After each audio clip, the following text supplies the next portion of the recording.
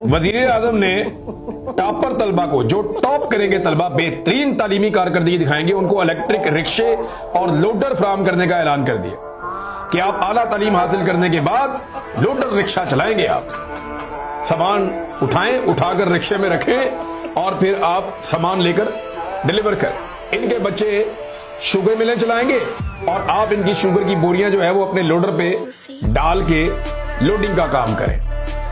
ये विजन है यार, हद हो गई वैसे खुदा की कसम। किसी को समझ आती है? दुनिया के किसी मुल्क में आप जाकर बताएं कि वजीर आजम का टॉपर तलबा को, जो टॉप कर रहे हैं तलबा, बेहतरीन तालीम हासिल कर रहे हैं, वो जो टॉप करने वाले तलबा है उनको देते हैं लोग स्कॉलरशिप, बाहर भिजवाते हैं कि जाके पढ़ो, पाकिस्तान का नाम रोशन करो, मजीद तालीम के अंदर कुछ सीखो।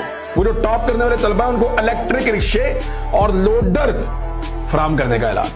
क्या लोडर फराहम करेंगे आप जनाब? इसके ऊपर जो है सामान ढोना का काम शुरू कर दें आप। इससे अच्छा उनको स्कूल ही ना डालते, शुरू से ही खोती रेडी लेके देते उनको।